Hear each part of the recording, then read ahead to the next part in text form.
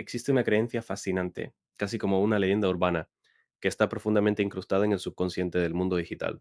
Esa idea de que instalar WordPress y publicar el primer artículo es una especie de conjuro mágico. La gente piensa que en el momento en que pulsas el botón de publicar, los servidores de Google detectan esa brillantez, abren las puertas de par en par y te colocan directamente en la primera página de resultados. Es una ilusión óptica muy reconfortante para muchos creadores, hay que decirlo. Se instala la plataforma, se elige un tema con un diseño espectacular, unas fuentes perfectas y simplemente se sientan a esperar que lleguen las multitudes. ¿Y luego pasa lo que pasa? La realidad es que el código limpio que trae el sistema por defecto no es suficiente. No hay atajos reales en esto. Lo que hay es silencio absoluto. Los famosos grillos de fondo. Una obra maestra literaria o el mejor producto del mercado pasando totalmente desapercibido en la inmensidad de la red. Y eso es exactamente lo que vamos a solucionar en nuestro análisis a fondo de hoy. Nuestra misión es diseccionar la maquinaria que hace que un sitio web realmente exista para el resto del mundo. Tenemos sobre la mesa la guía SEO para WordPress.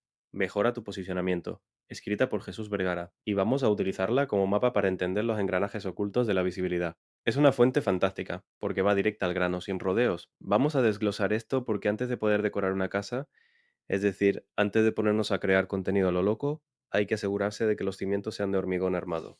De nada sirve una casa bonita si no aparece en el mapa. Esos cimientos empiezan mucho antes de abrir el editor de texto. Empiezan con el alojamiento, el famoso hosting. Y siempre me he preguntado, ¿realmente importa tanto dónde se alojan los archivos? ¿No es un servidor simplemente un disco duro conectado a Internet y ya está? Pues pensar que todos los servidores son iguales es el primer gran escollo técnico. El hosting dicta la latencia, que es el tiempo físico que tardan los datos en viajar de un punto a otro. Imagínate que un proyecto tiene su audiencia principal en España, pero por ahorrar unos euros decide contratar un servidor ubicado físicamente en Australia. Cada vez que un usuario intenta acceder, los datos tienen que cruzar medio planeta de ida y vuelta. Es una barbaridad de distancia, y ese retardo en milisegundos que se conoce técnicamente como el time to first byte es algo que los motores de búsqueda penalizan de forma implacable. Al final deteriora muchísimo la experiencia del usuario final. Es como intentar mantener una conversación con alguien al otro lado de un walkie-talkie con mala señal. Esa latencia desespera a cualquiera que navegue, y además de la velocidad, a este alojamiento de calidad se le suma el factor de la seguridad. Ah, la famosa letra S en el HTTPS, el certificado SSL. Hasta hace unos años era algo que solo preocupaba a las tiendas online, las que procesaban tarjetas de crédito, pero hoy en día es un factor de clasificación primario para cualquier web. Cuando un navegador detecta que no hay cifrado entre el servidor y el ordenador del visitante, pone una etiqueta roja flagrante de sitio no seguro, y ahí la gente huye despavorida. El rebote es instantáneo. Y lo interesante es que la transición de HTTP a HTTP, ese no tiene por qué ser un dolor de cabeza técnico. La guía de Vergara menciona plugins como Really Simple SSL que facilitan este paso.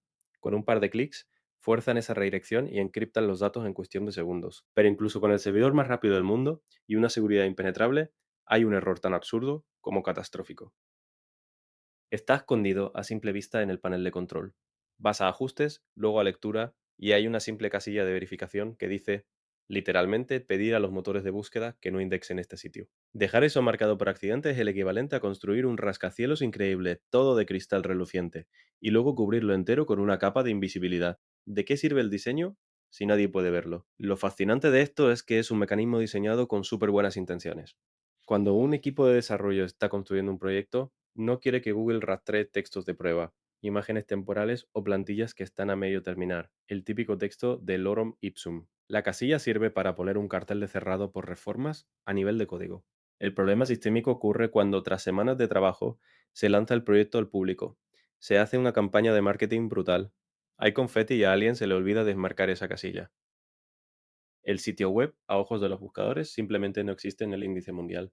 Una tragedia digital silenciosa en toda regla. Y muy ligado a esto de cómo leemos la red están las direcciones, las URLs, porque por defecto un sistema recién instalado en WordPress genera unas direcciones que parecen el código de barras de un supermercado. Algo así como interrogación P igual a 7255.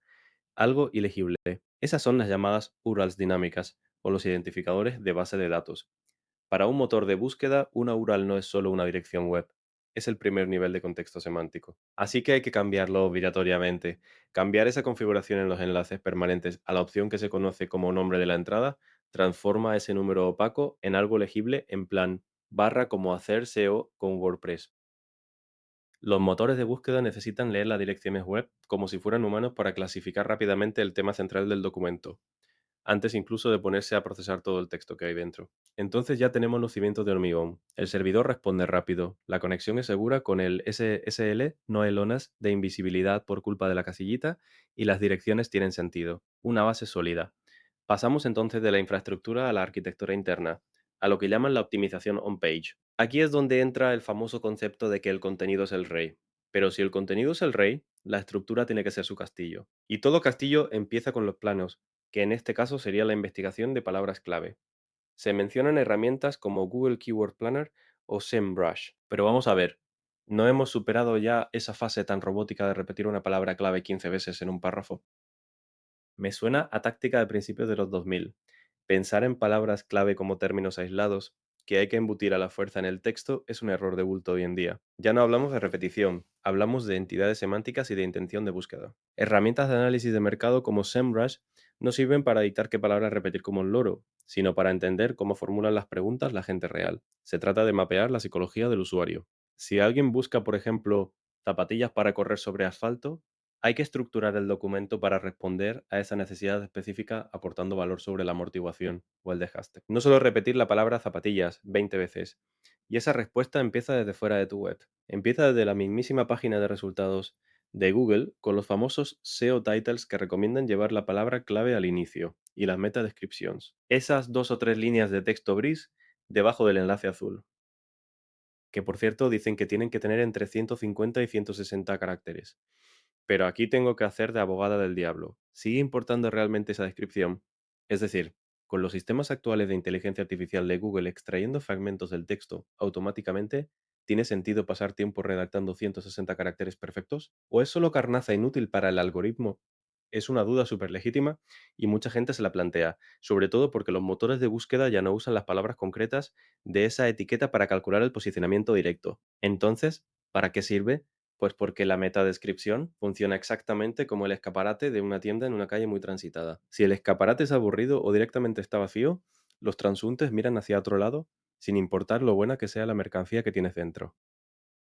Redactar ese fragmento no es para alimentar al robot, es para capturar la atención del humano y provocar el clic real del usuario. Ese porcentaje de clics respecto a las veces que se muestra tu resultado, que es el CTR, es una métrica de comportamiento que el algoritmo sí vigila muchísimo.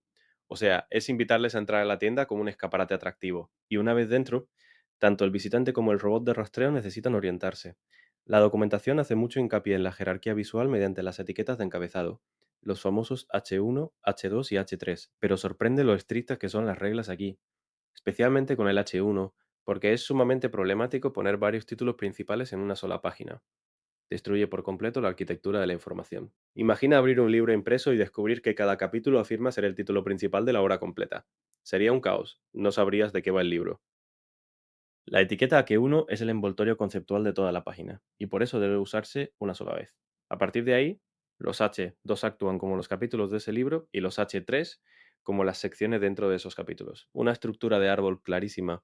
Esta jerarquía no solo previene que el lector se abrume visualmente, sino que le entrega al motor de búsqueda un esquema perfectamente organizado de los temas principales y secundarios. Es como entregarles el índice de contenidos ya masticado. Y hablando de contenido, no podemos ignorar las imágenes, porque he visto cientos de veces como una página web visualmente espectacular tarda 15 segundos en cargar. Miras y es porque alguien subió directamente las fotografías gigantes recién exportadas de su cámara profesional. Las imágenes suelen ser el ancla que hunde la velocidad de carga. ¿Cuál es el enfoque correcto aquí, sin tener que sacrificar la calidad visual? El peso de las imágenes es estadísticamente el culpable número uno del rendimiento deficiente en la web. La clave aquí es jugar con el tamaño, el formato y la compresión. Utilizar formatos tradicionales como JPG para fotografías y PNG para gráficos planos estaba bien hace una década. Hoy, la web exige formatos de próxima generación, como WebP o AVIF, que los menciona la guía.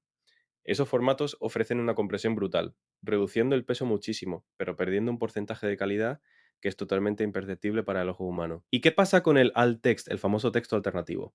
A menudo parece ese campo aburrido que todo el mundo deja en blanco al subir una foto rápido. Dejar eso en blanco es un error monumental, tanto de accesibilidad como de posicionamiento. ¿Por qué? Porque los robots de rastreo son increíblemente sofisticados procesando texto, pero son esencialmente ciegos frente a los píxeles de una imagen.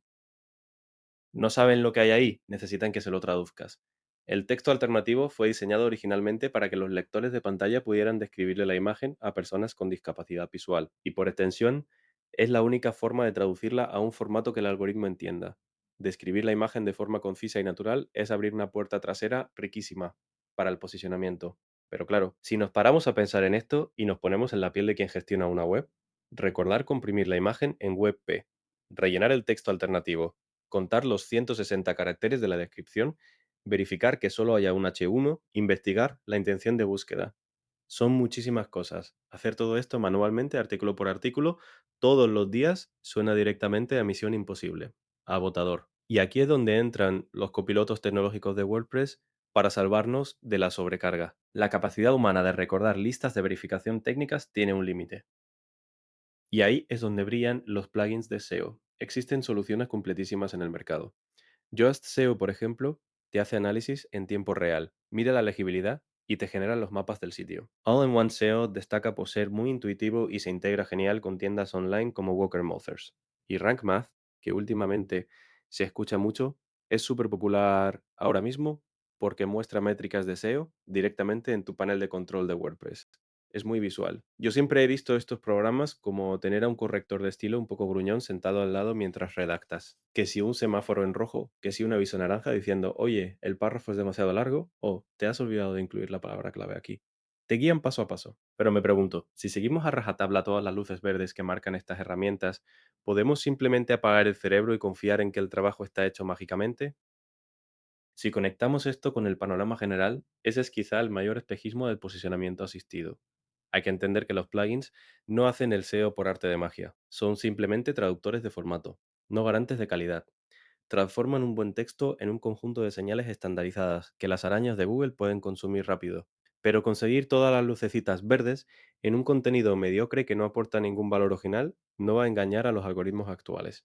Al final miden si la gente se queda leyendo o no. Las herramientas preparan el camino técnico, pero el valor del mensaje es lo que hace que la gente realmente lo recorra.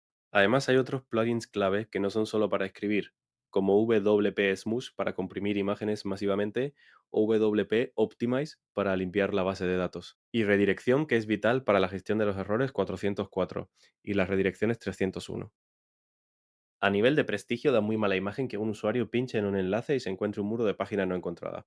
Pero a nivel de máquinas, ¿por qué son tan catastróficos los errores 404? Para entender esto hay que introducir un concepto técnico súper importante: el presupuesto de rastreo. Google no escanea Internet infinitamente, no tiene recursos ilimitados, le asigna a cada sitio web una cantidad de tiempo determinada. Si el robot llega a tu web y empieza a chocar contra paredes, es decir, contra páginas 404, agota su tiempo asignado y se marcha, sin haber descubierto tus páginas nuevas y valiosas. Es un desperdicio de los recursos que te da Google.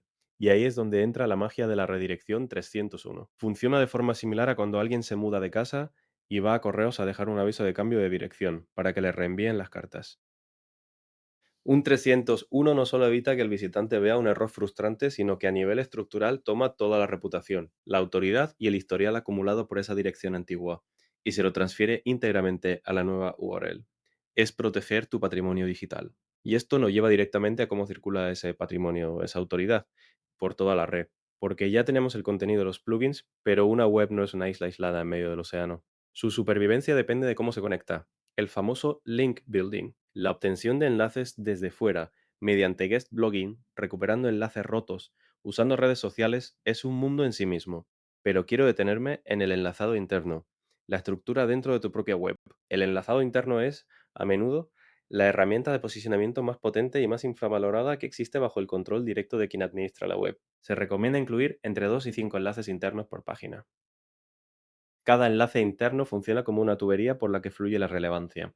Si tienes una página muy popular que de repente enlaza a un artículo nuevo y desconocido, le está inyectando credibilidad de forma instantánea. Y el secreto reside en el texto visible de ese enlace, lo que llamamos el texto ancla. Usar palabras genéricas como haz clic aquí o leer más es desperdiciar una oportunidad de oro. El texto debe ser muy descriptivo para que el algoritmo entienda el destino antes incluso de seguir el vínculo. Es decir, crear una red lógica y bien señalizada.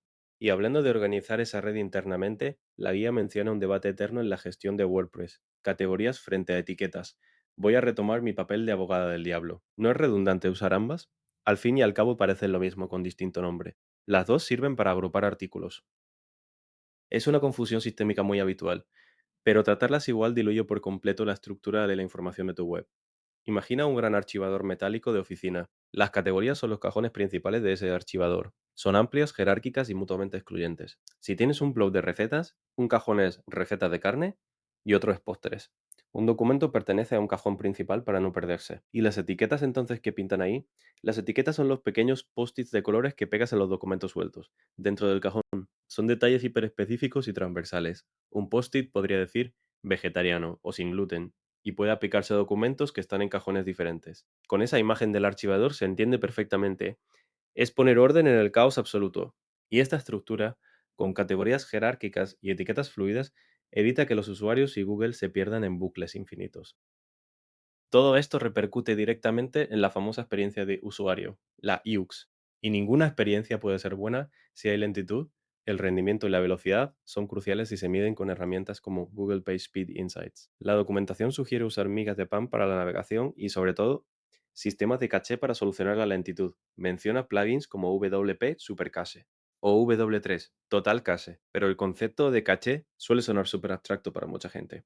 ¿Cómo funciona exactamente esta mecánica bajo el capó del servidor? Para entender la caché, hay que entender cómo funciona WordPress por defecto. Cuando alguien visita un enlace, el servidor no tiene una página ya construida esperando en una carpeta.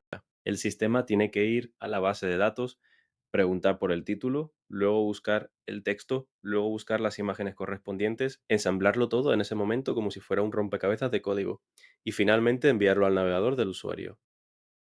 Hacer este ensamblaje desde cero miles de veces por minuto agota los recursos del servidor y ralentiza toda una barbaridad. Y la caché evita tener que hacer ese rompecabezas. Un plugin de caché hace que, después de ensamblar el rompecabezas la primera vez, se le tome una fotografía de alta resolución.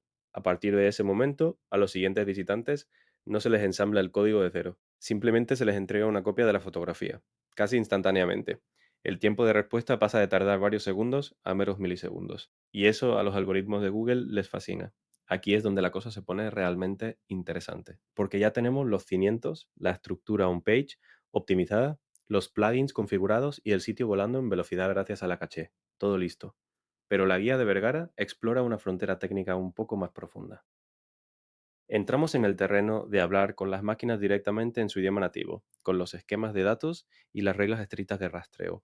Hablemos del esquema markup o datos estructurados. ¿Qué es exactamente esto y por qué es tan relevante hoy en día?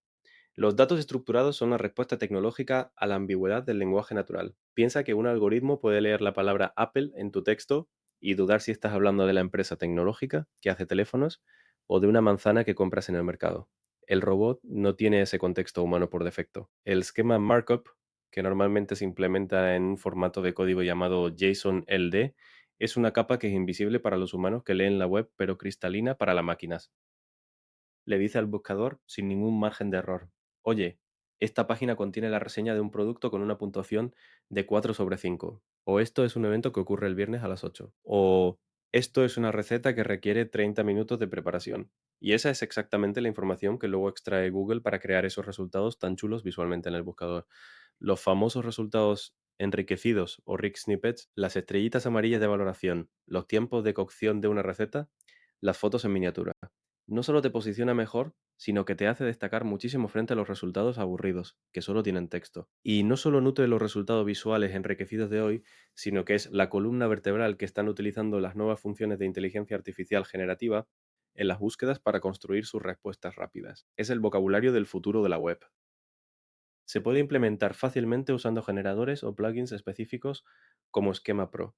Y luego están los mecanismos de control de acceso, el archivo sitemap Prinx ML y el robots.txt.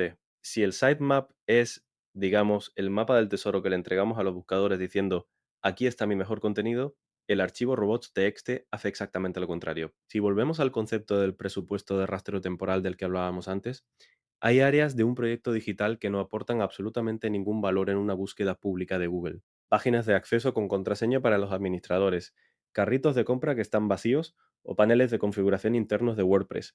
El archivo robots.txt actúa literalmente como un portero de seguridad de discoteca. A través de comandos específicos como user agent y disallow, Bloquea el paso de las arañas de rastreo a esas secciones privadas. Es una manera de decirle a los robots, oye, no pierdas tu valioso tiempo mirando en el cuarto de las escobas. Céntrate en la sala de exposiciones, una gestión eficiente de recursos, pura y dura, pero claro, implementar toda esta maquinaria hipercompleja es caminar a ciegas si luego no se mide el impacto real. Esto es ciencia, no intuición. Y la fuente destaca dos monolitos absolutos en la analítica de medición, Google Analytics y Google Search Console. ¿De qué sirve pasarte horas implementando todo esto si luego no analizas los datos para contrastarlo con la realidad del mercado? La optimización nunca es un evento único y terminado, que haces un día y te olvidas. Es un ciclo iterativo y continuo. Y para eso se necesitan datos precisos. Pero siempre me ha parecido que Analytics y Search Console se solapan un poco. ¿Dónde traza la frontera la documentación entre estas dos plataformas? La frontera es muy clara. Es la propia página de resultados del buscador. Search Console mide la relación técnica entre tu sitio web y los motores de búsqueda antes de que el usuario llegue a entrar en tu página. Te informa de problemas de rastreo, de errores de indexación, por qué términos de búsqueda está compitiendo tu proyecto y cuál es tu CTR. Es puramente una herramienta de diagnóstico y visibilidad en el buscador. Analytics, por su parte, toma el relevo en el instante exacto en que alguien hace clic y entra a tu web. Mide el comportamiento y la psicología humana dentro del sitio. Desde qué dispositivo navegan, cuánto tiempo se quedan, qué flujo de páginas siguen, dónde pierden el interés y abandonan, y si completan las acciones de conversión deseadas, como comprar o suscribirse. Para resumir, uno analiza los bots y tu presencia en Google y el otro analiza las personas dentro de tu casa. Una sinergia absoluta. Y la guía menciona la importancia de configurar alertas para detectar caídas bruscas de tráfico, lo cual obliga a realizar auditorías SEO regulares, identificar contenido antiguo que ha perdido relevancia y actualizarlo, cazar esos enlaces rotos de los que te avisa Search Console, o ajustar la velocidad si Analytics reporta un rebote masivo en teléfonos móviles, por ejemplo. Todo está interconectado. Tu web es un ecosistema vivo que requiere mantenimiento, diagnóstico y un ajuste fino constante para adaptarse a cómo evoluciona la tecnología de indexación. Entonces, ¿qué significa todo esto en realidad? Si destilamos toda la información de este complejo análisis a fondo, nos damos cuenta de que salir de la invisibilidad digital para cualquier persona que gestiona una web, ya sea un pequeño blog personal o una tienda online gigante, no tiene absolutamente nada que ver con la suerte. Es una disciplina metódica. Consiste en proporcionar una base técnica impecable con un buen hosting, estructurar la información jerárquicamente con tus AG1 y AG2, guiar pacientemente a los algoritmos con archivos especializados y datos estructurados y, por encima de todo, utilizar esa infraestructura para entregar la respuesta más relevante posible a una duda humana real. Significa entender que la tecnología, los plugins y las herramientas complejas de las que hemos hablado son meramente vehículos, son el puente necesario para conectar un mensaje valioso con una audiencia que lo está buscando activamente, eliminando todas las fricciones por el camino, traduciendo tu buen contenido a un idioma que las arañas puedan procesar sin esfuerzo. Y esto me lleva a un pensamiento final, una pequeña provocación para dejar macerando hasta nuestro próximo análisis a fondo. Toda esta industria de optimización técnica de la que hemos hablado hoy se basa en traducir nuestro contenido a un lenguaje que las máquinas puedan procesar. Pero los modelos de inteligencia artificial detrás de los motores de búsqueda avanzan a pasos agigantados hacia una comprensión semántica casi perfecta de los textos y las imágenes. Si el objetivo último y el sueño dorado de un buscador es imitar al 100% la intuición, la emoción y el comportamiento humano, llegará el día en que todo este andamiaje de etiquetas ocultas, de archivos robots y microdatos técnicos quede completamente obsoleto y la única métrica de éxito sea la pura y auténtica satisfacción humana frente a la pantalla. Ahí lo dejamos. Y recuerda, este episodio es solo un fragmento del artículo completo que hemos preparado en el blog. Si quieres profundizar todavía más en cada uno de estos conceptos y tener la guía completa a mano para aplicarla paso a paso, te dejo el enlace en la descripción.